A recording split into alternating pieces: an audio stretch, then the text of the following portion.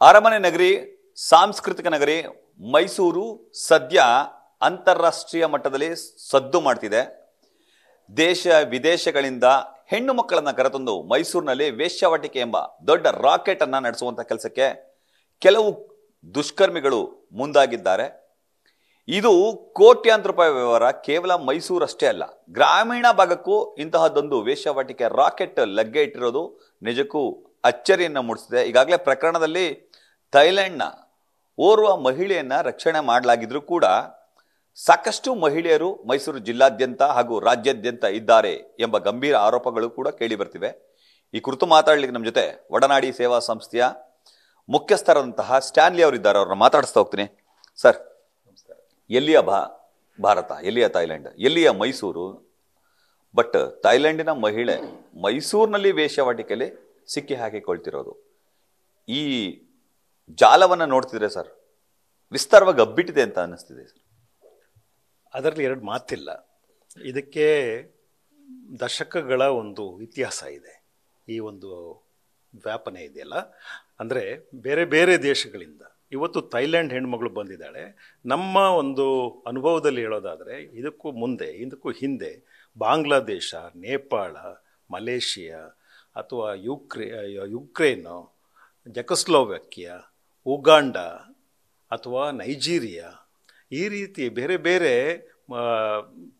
African ಕಂಟ್ರಿಗಳು, ಇವೆಲ್ಲ ಕಡೆಯಿಂದನೂ ಹೆಣ್ಣು ಮಕ್ಕಳನ್ನ ಕರ್ಕೊಂಬರುವಂಥದ್ದಾಗಿದೆ. ಮುಖ್ಯ ಕಾರಣ ಏನು ಅಂತಂದರೆ, ಮೈಸೂರು ಪಟದಲ್ಲಿ ಒಂದು ಪ್ರಮುಖವಾದಂತಹ ಒಂದು ಪ್ರವಾಸಿ ತಾಣ ಅಂತ ಹೇಳುವಂಥದ್ದು ಕೂಡ ನಾವು ಮರೆಯುವಂಗಿಲ್ಲ. ಹಾಗೆಯೇ ಇದರ ಸುತ್ತಮುತ್ತ ಭಾಳಷ್ಟು ಯಾತ್ರಾ ಸ್ಥಳಗಳು ಕೂಡ ಇದ್ದಾವೆ. ಜನ ಥ್ರೂಔಟ್ ಇಂಡಿಯಾದಿಂದ ಇಲ್ಲಿಗೆ ಬರ್ತಾ ಇರ್ತಾರೆ. ದಕ್ಷಿಣ ಕಾಶಿಯಿಂದ ಹಿಡಿದು ಬೇರೆ ಬೇರೆ ಪ್ರದೇಶಗಳು, ಶ್ರೀರಂಗಪಟ್ಟಣ, ಈ ಕಡೆ ಮಲೆನಾಡು, ಇವೆಲ್ಲವೂ ಕೂಡ ಪ್ರವಾಸಿ ತಾಣಗಳೇ. ಇಲ್ಲಿ ಏನಾಗಿದೆ ಅಂತಂದರೆ, ಮುಖ್ಯವಾಗಿ ಹೆಣ್ಣು ಮಕ್ಕಳನ್ನ ಕರ್ಕೊಂಬಂದು ರೆಸಾರ್ಟ್ಗಳಿಗೆ ಬಿಡುವಂಥದ್ದು, ಮತ್ತು ನಮ್ಮ ಅದು ಕೊಡಗು ಮತ್ತು ಈ ಕಡೆ ಎಲ್ಲ ಇದೆಯಲ್ಲ, ಚಿಕ್ಕಮಗಳೂರು ಕಡೆ ಎಲ್ಲ ಹೋಮ್ ಸ್ಟೇಗಳು, ಇಲ್ಲಿ ಕರ್ಕೊಂಬಂದು ಇಲ್ಲಿ ಅಬ್ಯೂಸ್ ಮಾಡುವಂಥದ್ದು ವ್ಯವಹಾರಗಳು ನಡೀತಾ ಇದೆ ಸರ್. ಈಗ ಥೈಲ್ಯಾಂಡ್ ಹುಡುಗಿನ ಮೈಸೂರಿಗೆ ಹೇಗೆ ಕರ್ಕೊಂಬಂದ್ರು, ಹೆಂಗೆ ವ್ಯವಹಾರ ಮಾಡ್ತಿದ್ರು ಸರ್? ಇದು ಹೆಂಗೆ ನಡೀತಿತ್ತು ಇದು ಬಿಸ್ನೆಸ್ ಅಂತ? ಈ ಹೆಣ್ಣು ಮಕ್ಕಳನ್ನು ಬಿಡ್ ಮಾಡುವಂತಹ ಒಂದು ಪ್ರೋಸೆಸ್ಸೇ ಇದೆ. ಇದು ನಾವು ಯಾರು ಗಮನಿಸದೇ ಇರುವಂಥದ್ದು. ಇದು ಪೊಲೀಸ್ನವ್ರ ಗಮನಕ್ಕೆ ನಾನು ತಂದೆ. ಪೊಲೀಸ್ನವ್ರಿಗೆ ಗೊತ್ತಿರುತ್ತೆ ಅಂತ ಅಂದ್ಕೊಂಡಿರ್ತೀನಿ. ಇದು ನಮ್ಮ ಕೆಲವು ಆಟಗಾರರನ್ನ ಬಿಡ್ ಮಾಡಿ ತಗೊಳ್ತಾರಲ್ಲ, ಹಾಗೆ ಈ ತಲೆ ಹಿಡುಕರ ಜಾಲಗಳು ಬಿಡ್ ಮಾಡ್ತಾರೆ. ಬಿಡ್ ಮಾಡಿ ಯಾರು ಹೈಯೆಸ್ಟ್ ಬಿಡ್ ಮಾಡಿರ್ತಾರೆ ಅವ್ರ ಜೊತೆ ಕರ್ಕೊಂಡು ಹೆಣ್ಮಕ್ಳನ್ನ ಕರ್ಕೊಂಬರ್ತಾರೆ. ಈ ಹೆಣ್ಮಕ್ಳಿಗೆ ಅವ್ರದ್ದೊಂದು ಕಾಂಟ್ರಾಕ್ಟ್ ಮಾಡ್ಕೊಳ್ತಾರೆ.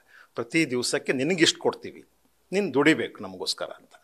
ಇಲ್ಲಿ ಇದೇ ಉದಾಹರಣೆ ಇಟ್ಕೊಂಡು ಮಾತಾಡೋದಾದರೆ, ಈಕೆಗೆ ಒಂದು 10,000ದಿಂದ ಕನಿಷ್ಠ 10,000ದಿಂದ 50,000 ತನಕ ಹಣ ಕೊಟ್ಟು ಬರುವ ವಿಟಪುರುಷರಿದ್ದಾರೆ. ಆದರೆ ಆಕೆಗೆ ಕೊಡುವಂಥದ್ದು ಮಾತ್ರ ಒಂದು ಪುಡಿಗಾಸು 3,000, 5,000 ಅಷ್ಟರೊಳಗಡೆ ಕೊಡ್ತಾರೆ. ದಿನಕ್ಕೆ ಈಕೆಗೆ ಒಂದು 50,000 ರೂಪಾಯಿ ತನಕ ಆಗ್ಬೋದು. ಆದರೆ ಇವಳನ್ನು ಇಟ್ಕೊಂಡು ಕಮಾಯಿ ಮಾಡ್ತಾರಲ್ಲ, ಅವರಿಗೆ ಲಕ್ಷಾಂತರ ರೂಪಾಯಿ ಒಂದು ದಿವಸಕ್ಕೆ ಬಂದ್ಬಿಡುತ್ತೆ. ಇದಕ್ಕೆ ಅವರು ಇನ್ವೆಸ್ಟ್ ಮಾಡ್ತಾರೆ. ಒಳ್ಳೆಯ ಹೋಟೆಲ್ಗಳನ್ನ ಹುಡ್ಕೊಂಡಿರ್ತಾರೆ. ಆ ಹೋಟೆಲ್ನವನಿಗೂ ಕೂಡ 1 to double ದುಡ್ಡು ಕೊಡ್ತೀನಿ ಅಂತ ಆಮಿಷ ಒಡ್ಡಿರ್ತಾರೆ. ಯಾರಿಗೆ ಬೇಡ ಹೇಳಿ ಹಣ? ಇದಕ್ಕೆ ಈ ಬಿಡ್ಡಿಂಗು, ಇಲ್ಲಿ ಕರ್ಕೊಂಬರೋದು, ಏನೋ ಏರೋಪ್ಲೇನ್ ಚಾರ್ಜಸ್ಸು, ಇವು ಎಲ್ಲದಕ್ಕೂ ದುಡ್ಡು ಬೇಕಲ್ವಾ? ಇದಕ್ಕೆ ಫೈನಾನ್ಸ್ ಮಾಡೋವಂಥವರೇ ಇದ್ದಾರೆ. ಲಾಡ್ಜ್ಗಳಿಗೆ ಫೈನಾನ್ಸ್ ಮಾಡೋವಂಥದ್ದು, ಅಂದರೆ ತಲೆ ಹಿಡ್ಕಿರುತ್ತೆ. ದುಡ್ಡು ಇಲ್ಲ ಅಂತಂದರೆ ಫೈನಾನ್ಸ್ ಮಾಡ್ತಾರೆ. ಫೈನಾನ್ಸ್ ಅವ್ರಿಗೆ ಗೊತ್ತು ಇವನು ತಲೆ ಹಿಡಿಯೋದೇ ಕೆಲಸ ಮಾಡ್ತಾನೆ ಅಂತ. ಆದರೆ ಹಣ ಎಷ್ಟು ಕೊಡ್ತಾರೆ? 1,000 ರೂಪಾಯಿಗೆ ಒಂದು 1 ಲಕ್ಷ ಅಂತಂದರೆ 1 ಲಕ್ಷದಲ್ಲಿ 10,000 ರೂಪಾಯಿ ದಿನಕ್ಕೆ ಕೊಟ್ಬಿಡ್ತೀನಿ ಅಂತ ಹೇಳ್ತಾನೆ ಇವನು, ಅಥವಾ 5,000 ರೂಪಾಯಿ ಕೊಟ್ಬಿಡ್ತೀನಿ ಅಣ್ಣ ಅಂತಾನೆ. Sir, okay. ಬೆಟ್ಟಿಂಗ್ ಅಂದ್ರಲ್ಲ ಸರ್, ಬೆಟ್ಟಿಂಗ್ ಯಾವ ರೀತಿ ನಡೀತದೆ ಸರ್? ಇವ್ರನ್ನ ಯಾವ ರೀತಿ ಅವರು ಟ್ರ್ಯಾಪಿಗೆ ಬೀಳಿಸ್ತಾರೆ? ಇವ್ರನ್ನ ಯಾವ ರೀತಿ ಅಂದ್ರೆ ಜಾಲತಾಣಗಳನ್ನ ಹೆಂಗ್ ಯೂಸ್ ಮಾಡ್ತಾರೆ? ಆತ ಯಾರು ಅವನು ಅಂತ? ಈ ಯಾರು ಅಂತಾನೆ ನಿಮಗೆ ಅವನು ಸರ್ವಂತರ್ಯಾಮಿ ಆಗಿರ್ಬೋದು.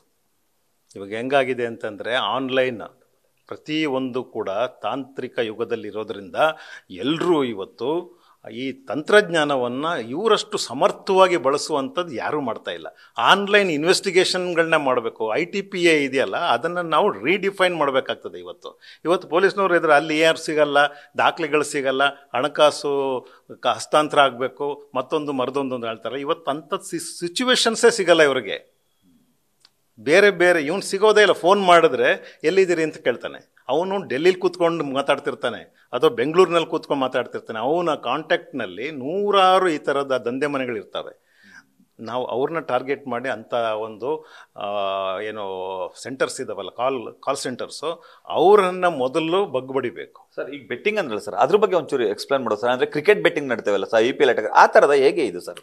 ಬೆಟ್ಟಿಂಗ್ ಅಲ್ಲ, ಸಾರಿ, ಬಿಡ್ಡಿಂಗ್ ಅಂತಂದ್ರೆ ಹರಾಜು ಹರಾಜು ಅಂತ ಕನ್ನಡದಲ್ಲಿ. ಹರಾಜು ಕೂಗೋದು, ನಮ್ಮ ಜೊತೆಲಿ ಬಂದರೆ ನಿಮ್ಗೆ ಇಷ್ಟು ಕೊಡ್ತೀವಿ ಅಂತ. ಹಂಗಾಗಿ ಈ ಮೈಸೂರು ಕಡೆ ಒಂದು ಜಾಲ ಕೆಲಸ ಮಾಡ್ತಾ ಇದೆ. ಇದಕ್ಕೊಂದು ಇತಿಹಾಸ ಇದೆ, ಇದಕ್ಕೊಂದು ದೊಡ್ಡ ಇತಿಹಾಸ ಇದೆ. ನಾನು ಸೂಕ್ಷ್ಮವಾಗಿ ಹೇಳ್ತಾ ಇದ್ದೀನಿ, ಭಾಳಷ್ಟು ಜನ ಈ ಇತಿಹಾಸದಲ್ಲಿ ಇದ್ದಾರೆ. ಇವ್ರುಗಳು ಹಾಕಿಕೊಟ್ಟಂತಹ ಬುನಾದಿ ಮೇಲೆ ಈಗಿನ ತಲೆಮಾಲಿನವರು ಮತ್ತಷ್ಟು ತಂತ್ರಜ್ಞಾನವನ್ನು ಬಳಸ್ಕೊಂಡು, ವಾಟ್ಸಪ್ ಆಗ್ಬೋದು, ಸಾಮಾಜಿಕ ಜಾಲತಾಣ ಆಗ್ಬೋದು, ಇಂಟರ್ನೆಟ್ ಕಾಲ್ಗಳಾಗ್ಬೋದು, ಇಂಟರ್ನೆಟ್ಟಲ್ಲಿ ಇನ್ಯಾವುದೋ ಲೊಕ್ಯಾಂಟೋ ಮತ್ತೊಂದು ಮರದೊಂದು ಅಂತ ಇದಿದೆ, ಸೈಟ್ಸ್ ಇದೆ, ಅದ್ರ ಮೂಲಕ ಕರ್ಸ್ಕೊಳ್ಳುವಂಥದ್ದು ಮಾಡ್ತಾರೆ. ರೇಟ್ ಫಿಕ್ಸ್ ಎಲ್ಲ ಇದೆಲ್ಲ ಅಂದ್ರೆ ಮಹಿಳೆಗೆ ಹಣ ಕಟ್ಟೋದಾಗ್ಬೋದು ಅಥವಾ ಈ ವಿಟ ಪುರುಷರಿಗೆ ಹಣ ಕಟ್ಟೋದಾಗ್ಬೋದು, ಎಲ್ಲ ಹೇಗೆ ನಡೀತಿದೆ ಸರ್? ಅದು ಹೇಗೆ ನಡೀತದೆ ಅಂತ ಪ್ರತಿಯೊಂದು ನಿಮ್ಮ ಫೋನ್ ಪೇ, ಗೂಗಲ್ ಪೇ ಅಂತಾರಲ್ಲ, ಅಂಥದ್ರನ್ನೆಲ್ಲ ಹಾಕ್ಬಿಟ್ಟಿರ್ತಾರೆ. ಯಾವನಿಗೂ ಹಾಕೋದು ಹಣವನ್ನು, ಅವನು ಕ್ಯಾಶ್ ರೂಪದಲ್ಲಿ ಕೊಡೋದು. ಅವನು ಇವ್ರ ಜೊತೆಲಿ ಟ್ರಾನ್ಸಾಕ್ಷನಲ್ಲೇ ಇರೋದಿಲ್ಲ, ಕನೆಕ್ಷನ್ನೇ ಇರೋದಿಲ್ಲ. ಹಂಗಾಗಿ ಕಿಂಗ್ ಪಿನ್ ಯಾರು ಅಂತ ನೋಡಕ್ಕೆ ಹೋದಾಗ ಸಿಗೋದೇ ಇಲ್ಲ. ಇಲ್ಲಿ ಯಾರೋ ಪುಡಿ ಹುಡುಗರುಗಳನ್ನ ಇಟ್ಕೊಂಡು ನಡೆಸ್ತಾ ಇರ್ತಾರೆ. ಅವರೇ ಕಿಂಗ್ ಪಿನ್ ಅಂತ ನಾವು ಹೇಳಲಿಕ್ಕೆ ಬರೋದಿಲ್ಲ. ನಿಜವಾದ ಕಿಂಗ್ ಪಿನ್ನನ್ನು ಬಗ್ಬಡಿಯೋದೇ ಇಲ್ಲಿರುವಂಥ ದೊಡ್ಡ ಸವಾಲು. ಬಟ್ ಈ ಥೈಲ್ಯಾಂಡ್ವರೆಗೂ ಈ ವಿಸ್ತಾರ ಅಂದರೆ ಜಾಲ ಸಾಗಿದೆ ಸರ್, ಹೇಗೆ? ಹೌದೌದು. ನಮಗಿರುವ ಭಯ ಏನು ಅಂತಂದರೆ, ನಮ್ಮ ದೇಶ ಥೈಲ್ಯಾಂಡ್ ಥರ ಆಗೋದ್ರಲ್ಲಿ ಸಂಶಯ ಇಲ್ಲ. ಇದೇ ಥರ ಬಿಟ್ಕೊಂಡ್ರೆ Thailand itself is an sex industry. ಈಗ ವರ್ಲ್ಡ್ ಮ್ಯಾಪಲ್ಲಿ ಅಲ್ಲಿಗೆ ನಮ್ಮವರೆಲ್ಲ ಹೋಗಿ ಬರೋದೆಲ್ಲ ನಾವು ನೋಡ್ತಾ ಇರ್ತೀವಿ. ಭಾಳಷ್ಟು ಜನರಿಗೆ ಪ್ರವಾಸ ಮಾಡಿಸ್ತಾ ಇರ್ತಾರೆ. ಇದೇ ಕಾರಣ. ಇನ್ನೇನಿದೆ ಥೈಲ್ಯಾಂಡ್ನಲ್ಲಿ? ಸೆಕ್ಸ್ ಟೂರಿಸಮ್ ಬಿಟ್ಟರೆ ಬೇರೆ ಅಂಥದ್ದೇನಿಲ್ಲ. ಇದು ನಾನು ಜನರಲ್ಲಾಗಿ ಹೇಳೋದು ಅಂತ ತಿಳ್ಕೊಬೇಡಿ. ಬಟ್ ಜನರಲ್ ಪ್ರವಾಸಿಗರಿಗೆ ಅಲ್ಲಿರೋದು ಸ್ಪಾಗಳು, ಮೈ ಒತ್ತಿಸ್ಕೊಳ್ಳೋದು, ಅದು ಇದು ಅಂತ ಹೋಗಿ ಬರ್ತಾರೆ. ಜೊತೆಯಲ್ಲಿ ಪ್ರಾಸ್ಟಿಟ್ಯೂಷನ್ನು. ಇನ್ನು ಪ್ರವಾಸಿ ತಾಣ ಅಂತ ಹೋಗೋದು ಭಾಳ ಒಂದು 10% ಜನ ಅಷ್ಟೇ ಥೈಲ್ಯಾಂಡ್ಗೆ ಹೋಗೋದು. ಇಲ್ಲ, ಸೆಕ್ಸ್ ಇಂಡಸ್ಟ್ರಿ ಜೋರಾಗಿ ನಡೀತಾ ಇದೆ ಆ ಕಡೆ ಎಲ್ಲ. ನಮ್ಮಲ್ಲಿ ಈಗ ಏನಾಗಿದೆ, ನನ್ನ ಆತಂಕ ಇರೋದು ಗ್ರಾಮಾಂತರ ಮಟ್ಟದಲ್ಲಿ ಈ ಥರದ ಒಂದು ಸಮಸ್ಯೆಗಳು ಹಬ್ಬುತ್ತಾ ಇದ್ದಾವೆ. ಹದಿಹರಿಯಕ್ಕೆ ಬರುವಂಥ ಹೆಣ್ಣು ಮಕ್ಕಳು ಅವರು ಟ್ರ್ಯಾಪ್ ಆಗ್ತಾ ಇದ್ದಾರೆ. ಸ್ಕೂಲಿಂದ ಮಕ್ಕಳು ಡ್ರಾಪ್ ಔಟ್ ಆಗ್ತಿದ್ದಾರೆ. ಔಟ್ ಆಫ್ ಸ್ಕೂಲ್ ಮಕ್ಕಳೆಲ್ಲರೂ ಕೂಡ ಇಲ್ಲಿ ಸಿಕ್ಕಾಕೊಳ್ಳೋಂಥದ್ದು ಆಗ್ತಾಯಿದೆ.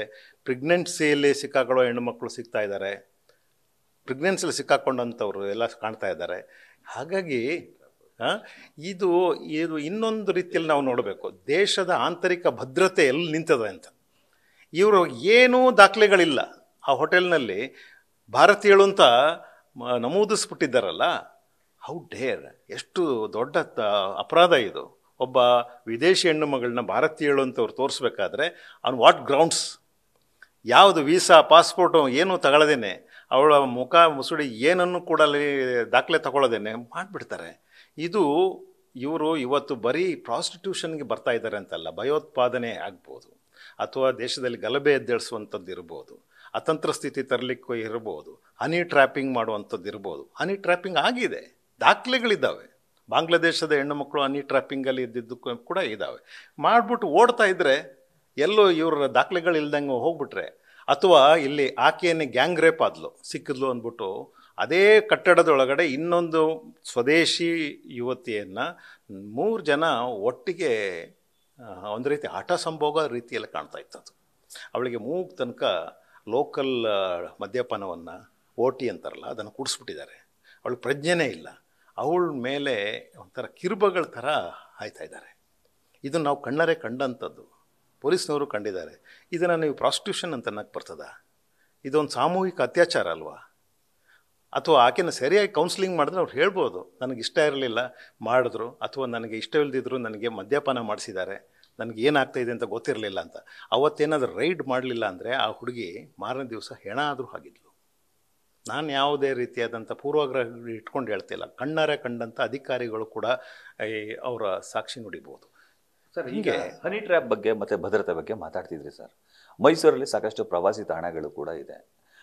ಈ ರೀತಿಯ ವೇಷವಾಟಿಕೆ ಜಾಲಕ್ಕೆ ಬೇರೆ ದೇಶದ ಹೆಣ್ಣುಮಕ್ಕಳನ್ನು ಕರೆತರೋದ್ರಿಂದ ಪ್ರವಾಸಿ ತಾಣಗಳ ಮೇಲೂ ಕಣ್ಣಿಡ್ಬೋದು ಅಥವಾ ದೇಶದ ಭದ್ರತೆ ಬಗ್ಗೆ ಆತಂಕ ಶುರುವಾಗ್ಬೋದು ಅನ್ನೋ ಆತಂಕ ಏನಾದ್ರು ನಿಮ್ಗೆ ಕಾಡ್ತಿದೆ? ಹೌದು, ಆತಂಕ ಇರಲೇಬೇಕು. ಒಬ್ಬ ಸಂವೇದನಶೀಲವಾದಂಥ ನಾಗರಿಕನಿಗೆ ಈ ಥರ ಆತಂಕ ಅಲ್ಲದೆ ಇನ್ನೇನು ಇರ್ಲಿಕ್ಕೆ ಸಾಧ್ಯ? ಒಂದು ಸಾಂಸ್ಕೃತಿಕ ಅಧಪತನ, ಧೂಳಿಪಟ, ಅಲ್ಲಿ ಸುತ್ತಮುತ್ತಲಿರುವ ಹೆಣ್ಣುಮಕ್ಕಳು ಓಡಾಡೋಕ್ಕಾಗದಂಥ ಸ್ಥಿತಿ ನೋಡಿ. ಒಂದು ಶಾಲೆ ಇರುವ ಸ್ಥಳದಲ್ಲಿ ಬೀಡಿ ಸಿಗರೇಟ್ ಮಾರಾಟ ಮಾಡಬಾರ್ದು ಅಂತ ಹೇಳುವಂಥದ್ದು ಇದ್ದರೂ ಕೂಡ ಇಲ್ಲಿ ದಂಧೆನೇ ನಡಿಬೋದು ಅಂದರೆ ಈ ಥರ ಇದೆ. ಒಂದು. ಎರಡನೇದು, ಆಂತರಿಕ ಭದ್ರತೆ ಎಲ್ಲೆಲ್ಲೋ ಸ್ಟೇಕಲ್ಲಿದೆ ಅಂತ, ತುಂಬ ಅಡಕತ್ರಿಲಿದೆ ಅಂತ ಅನಿಸ್ಬಿಡುತ್ತೆ. ಏನು ಬೇಕಾದ್ರೂ ಆಗ್ಬೋದು. ಆಮೇಲೆ ಈ ಹೆಣ್ಮಗಳು ಏನೋ ರೇಪ್ ಆಗಿ ಸತ್ತೋಗ್ಬಿಟ್ರೆ ಇವತ್ತು ನಮ್ಮ ದೇಶ ವಿಶ್ವಗುರು ಮಹಾಗುರು ಅಂತ ನಾವು ಏನು ಬೊಗಳೆ ಬಿಡ್ತಾ ಇದ್ದೀವಿ, ಎಲ್ಲಿಗೆ ಹೋಗಿ ನಿಲ್ತದೆ ಹೇಳಿ? ಮೊದಲೇ ಯಾವುದಾದ್ರು ಎಂಥ ಕೇಸು ಡೆಲ್ಲಿಯಲ್ಲಿ ಆದಂತಹ ನಿರ್ಭಯ ಪ್ರಕರಣ ಆದಮೇಲೆ ಎಷ್ಟೋ ಜನ ಇಲ್ಲಿಗೆ ಬರೋಕ್ಕೆ ಹೆದರ್ಕತ್ತಾ ಇದ್ರು, ಏನಪ್ಪ ಈ ದೇಶ ಅಂತ. ಈಗ ಹೆಂಗೋ ಉಸಿರಾಡ್ತಾ ಇದ್ದೀವಿ. ಅಂಥ ಸಂದರ್ಭದಲ್ಲಿ ಇನ್ನೊಬ್ಳು ಏನಾದರೂ ರೇಪ್ ಗಿಪ್ ಆಗಿ ಎಲ್ಲ ಕಾಡು ಹೆಣ ಆಗಿ ಎಲ್ಲೆಲ್ಲ ನಾಲೆಯಲ್ಲಿ ಸಿಕ್ಕಿದ್ರೆ ಎಷ್ಟು ದೊಡ್ಡ ಒಂದು ಪ್ರಕರಣ ಆಗ್ಬಿಡ್ತದೆ. ಮಾನ ಮರ್ಯಾದೆಲ್ಲ ಹೋಗಲ್ವಾ? ಇದು ನಾನು ಯೋಚನೆ ಮಾಡೋದು ಈ ಥರ. ಬಟ್ ಇದಕ್ಕೆ ಸಂಬಂಧಪಟ್ಟಂಗೆ ಏನಾದ್ರು ಕ್ರಮಗಳು, ದಿಟ್ಟ ಕ್ರಮಗಳಾಗಬೇಕು ಅಂತಂದ್ರೆ ಏನಿರ್ಬೋದು ಸರ್? ಏನಾಗ್ಬೋದು? Online investigation. ಇವರ ಇನ್ವೆಸ್ಟಿಗೇಷನ್ ಪದ್ಧತಿನ ಚೇಂಜ್ ಮಾಡ್ಕೋಬೇಕು. ಇವತ್ತು ಪ್ರಾಸ್ಟಿಟ್ಯೂಷನ್ ನಡೀತಿರೋದು ಎಲ್ಲವೂ ಕೂಡ ತಂತ್ರಜ್ಞಾನವನ್ನು ಅವಲಂಬಿಸಿನೇ. ಒಬ್ಬ ಮಾಮೂಲಿ ತಲೆ ಹಿಡ್ಕನ ಕೈಯಲ್ಲೂ ಇವತ್ತು ಆ್ಯಂಡ್ರಾಯ್ಡ್ ಫೋನು, ಆಮೇಲೆ ಈ ಆ್ಯಪಲ್ಲು ಅವು ಇವು ಕೆಲಸ ಮಾಡ್ತದೆ. ನಮ್ಮ ಹತ್ರ ಅಂಥದ್ದು ಇರೋದು, ನಮ್ಮ ಹತ್ರ ಆ್ಯಪಲ್ ಇಲ್ಲ, ಆ್ಯಂಡ್ರಾಯ್ಡ್ ಇದೆ. ಆದರೆ ಇವು ಹುಡುಗರಿದಾರಲ್ಲ, ಅವ್ರ ಕೈಯಲ್ಲಿ ನೋಡಿ, ತಗೋಬಾರ್ದು ಅಂತಲ್ಲ, ಬಟ್ ಅವ್ರಿಗೆ ಬಳಕೆ ಮಾಡೋದು ಯಾವುದಕ್ಕೆ? ಅವರ ಸೀಕ್ರೆಸಿನ ಮೇಂಟೈನ್ ಮಾಡಲಿಕ್ಕೆ, ಅವರು ಸಾಮಾಜಿಕ ಜಾಲತಾಣದಲ್ಲಿ ಹರಿಬಿಡಲಿಕ್ಕೆ, ಕಾಂಟ್ಯಾಕ್ಟ್ ಮಾಡಲಿಕ್ಕೆ, ಈ ಬಿಡ್ಡಿಂಗ್ ಮಾಡೋದು, ಮತ್ತೊಂದು ಮರದು ಕರೆಸ್ಕೊಳ್ಳೋಕ್ಕೆ, ಸೀಕ್ರೆಟ್ ಮಾತುಕತೆ ಮಾಡಲಿಕ್ಕೆ, ಕೆಲವು ಭ್ರಷ್ಟರ ಜೊತೆಯಲ್ಲಿ ಅಧಿಕಾರಿಗಳ ಜೊತೆಗೆ ಅವರಿಗೆ ಫೋನ್ಪೇ ಮಾಡೋಕ್ಕೆ, ಗೂಗಲ್ ಪೇ ಮಾಡೋಕ್ಕೆ, ಇಂಥದಕ್ಕೆ ಇಟ್ಕೊಂಡಿದ್ದಾರೆ ಫೋನ್ಗಳು. ನಮ್ಮಲ್ಲಿ ಏನಿದೆ? ನಮ್ಮಲ್ಲಿ ಟ್ರೆಡಿಷ್ನಲ್ ತನಿಖೆಗಳು ಇನ್ನೂ ಮುಗ್ದಿಲ್ಲ. ITPA ಚೇಂಜ್ ಆಗಬೇಕು. ITPA ನೋಡೋ ದೃಷ್ಟಿಕೋನ ಚೇಂಜ್ ಆಗಬೇಕು. ನೀವು ಒಳಗಡೆ ಹೋದರೆ ಕಿಂಗ್ ಪಿನ್ನು ಸಿಗಲ್ಲ, ಪಿಂಪ್ಗಳು ಸಿಗಲ್ಲ, ಯಾರೂ ಸಿಗಲ್ಲ. ಒಂದು ಹುಡುಗಿರನ್ನ ಕೂರಿಸಿರ್ತಾರೆ. ಇವನೇನು ಜಾಸ್ತಿ ಕೆಮ್ಮಿದ್ರೆ ಯಾರು ವಿಟಪುರುಷ ರೇಪ್ ಮಾಡೋಕ್ಕೆ ಬಂದಿದೆ ಅಂತ ಅವ್ರಿಗೆ ಕೇಸ್ ಹಾಕ್ಬಿಡ್ಬೋದು. ಅರ್ಥ ಆಗ್ತಾ ಇದೆಯಾ? ಅಲ್ಲಿ ಟ್ರಾನ್ಸಾಕ್ಷನ್ ಸಿಗಲ್ಲ, ಹಣಕಾಸು ಸಿಗಲ್ಲ. ಎಲ್ಲ ಗೂಗಲ್ ಪೇ ಫೋನ್ಪೇ. ಯಾರಿಗೆ? ಹುಡುಗಿಗೂ ಮಾಡಿರಲ್ಲ, ಇನ್ಯಾವನೋ ಇರ್ತಾನಲ್ಲ, ಯಾರೋ ಅನಾಮಧೇಯ ಸರ್ವವ್ಯಾಪಿ, ಅವನೆಲ್ಲೋ ಡೆಲ್ಲಿನೋ ಬೆಂಗಳೂರಿನಲ್ಲಿ ಕೂತಿರ್ತಾನಲ್ಲ, ಅವನ ಅಕೌಂಟಿಗೆ ಬೀಳ್ತಾ ಇರುತ್ತೆ ಹಣ. ಎಲ್ಲಿ ಹುಡುಕ್ತೀರಿ? ಆತಂಕ ವ್ಯಕ್ತಪಡಿಸ್ತಾ ಹೇಳ್ತೀರಿ ಸರ್, ಭೂಗತ ಲೋಕಕ್ಕಿಂತಲೂ ಇದು ಒಂಥರ ವಿಭಿನ್ನವಾಗಿದೆ ಅಂತೇಳಿ. ಹೆಂಗೆ ಸರ್? ಅತಿಶಯೋಕ್ತಿ ಇಲ್ಲ ಇದರಲ್ಲಿ. ಇವರು ನೋಡಿ, ಇದು ಒಂದು ಇದನ್ನು ಕನ್ಸಿಡರ್ ಮಾಡಿರೋದೇ ಈ 3rd ಗ್ರೇಡ್ ಕ್ರೈಮ್ ಅಂತಲೇ. ಭೂಗತ ಲೋಕದವರು ಕೂಡ ಇದನ್ನು 3rd ಗ್ರೇಡ್ ಕ್ರೈಮ್ ಅಂತಲೇ ಕನ್ಸಿಡರ್ ಮಾಡ್ತಾರೆ. ಇವರು ಯಾವುದೇ ರೀತಿಯಾದಂತಹ ನಂಬಿಕೆಗೆ ಅರ್ಹರಲ್ಲ ಅನ್ನುವಂಥದ್ದು. ಕೊಲೆ ಮಾಡಿಸ್ಬಿಡ್ತಾರೆ ಹುಡುಗಿರನ್ನ ಬಿಟ್ಟು, ದರೋಡೆ ಮಾಡಿಸ್ಬಿಡ್ತಾರೆ, ರಸ್ತೆ ದರೋಡೆ, ಹನಿ ಟ್ರಪ್ ಮಾಡ್ತಾರೆ, ಮತ್ತೊಂದು ಮಾಡ್ತಾರೆ ಅಂತ ಹೇಳುವಂಥದ್ದು ಇರೋದರಿಂದ ಇದೊಂದು ರೀತಿ ಭೂಗತ ಅದವರೂ ಕೂಡ ಇಷ್ಟು ಸಿಸ್ಟಮೆಟೈಸ್ಡ್ ಆಗಿ ನೆಟ್ವರ್ಕು ವರ್ಲ್ಡ್ ವೈಡ್ ಇಟ್ಕೊಂಡಿಲ್ಲ. ಇವ್ರದ್ದು ಏನಿದ್ರೂ ಬೆಳೆಕಾಳು ಭೂಗತ ಲೋಕದವ್ರದ್ದು ಮೈಸೂರು ಸೀಮಿತ, ಬೆಂಗಳೂರು ಸೀಮಿತ, ಇಲ್ಲ ಡೆಲ್ಲಿ ಸುತ್ತಮುತ್ತ ಅಂತ ಅವ್ರದ್ದೇ ಒಂದು ಗ್ಯಾಂಗ್ ಮಾಡ್ಕೊಂಡಿರ್ತಾರೆ. ಬಿಟ್ಟರೆ ಈ ಥರ ನೆಟ್ವರ್ಕ್ ಮಾಡ್ಕೊಂಡು ತರೋದು, ಇವ್ರನ್ನ ಇಲ್ಲಿಂದ ಒಂಥರ ಟೈಮ್ ಟೇಬಲ್ ಹಾಕ್ಕೊಂಡು ಮಾಡ್ತಾರೆ. ಇಲ್ಲಿ ಇಷ್ಟು ದಿವಸ ಇಲ್ಲಿಂದ ಡೆಲ್ಲಿಗೆ, ಇಲ್ಲಿಂದ ಗೋವಾಕ್ಕೆ, ಯಾವುದ್ಯಾವುದು ಕೊಚ್ಚಿನ್ನು ಇಂಥಲ್ಲೆಲ್ಲ ಬಂದು ಅಷ್ಟು ದಿವಸ ಇದ್ದು ಅಲ್ಲೆಲ್ಲ ಪೂರೈಸಿ ದುಡ್ಡು ಮಾಡಿ ಇದು ಮಾಡ್ಕೊಂಡು ಹೋಗ್ತಾರೆ. ಹೆಣ್ಣುಮಕ್ಕಳನ್ನೂ ಅಷ್ಟೇ, ಇಲ್ಲಿಂದ ಎತ್ತಾಕೊಂಡು ಹೋದ್ರು ಅಂದರೆ ಎಲ್ಲಿ ಸಿಗ್ತಾರೆ ಅಂತಲೇ ಗೊತ್ತಾಗಲ್ಲ. ನಮ್ಮ ಮಕ್ಕಳ ಬಗ್ಗೆ, ನಮ್ಮ ಹಳ್ಳಿ ಹೆಣ್ಣುಮಕ್ಳ ಬಗ್ಗೆ ಯೋಚನೆ ಮಾಡ್ತಾ ಇದ್ದೀನಿ. ನಮ್ಮ ಹಳ್ಳಿ ಹೆಣ್ಣುಮಕ್ಕಳು, ಟ್ರೈಬಲ್ ಹೆಣ್ಣುಮಕ್ಕಳು ಎಲ್ಲಿ ಸಿಕ್ಕಿದ್ದಾರೆ ಗೊತ್ತಾ ನಿಮಗೆ? ರೆಡ್ ಲೈಟ್ ಏರಿಯಾದಲ್ಲಿ ಸಿಗ್ತಾರೆ, ಕಾಣೆಯಾದಂಥವ್ರು. ಇದ್ರ ಬಗ್ಗೆ ಆತಂಕ ಇದೆ ನನಗೆ. ಇದಿಷ್ಟು ಒಡನಾಡಿ ಸೇವಾ ಸಂಸ್ಥೆಯ ಮುಖ್ಯಸ್ಥರಾದ ಸ್ಟ್ಯಾನ್ಲಿ ಅವರ ಮಾತುಗಳು. ದೇಶದ ಭದ್ರತೆ ಮುಖ್ಯ ಆಗುತ್ತೆ. ಈ ವೇಶ್ಯಾವಾಟಿಕೆ ದಂಧೆ ಭೂಗತ ಲೋಕವನ್ನು ಕೂಡ ಮೀರಿಸ್ತಿದೆ. ಇದಕ್ಕೆ ಸಂಬಂಧಪಟ್ಟಂತೆ ಆಧುನಿಕ ಮಾದರಿಯ ತಂತ್ರಜ್ಞಾನಗಳನ್ನು ಬಳಸಿ ಇದಕ್ಕೆ ಕಡಿವಾಣ ಹಾಕಲೇಬೇಕು ಅನ್ನೋದು ಅವರ ಆಗ್ರಹ ಆಗಿದೆ. ಕ್ಯಾಮ್ರಾಮನ್ ವಿನಯ್ ಜೊತೆ Ravi Pandavapura, news first, Mysuru. News first, ನಿರ್ಭೀತಿಯಿಂದ ನಿಮ್ಮ ಪರವಾಗಿ.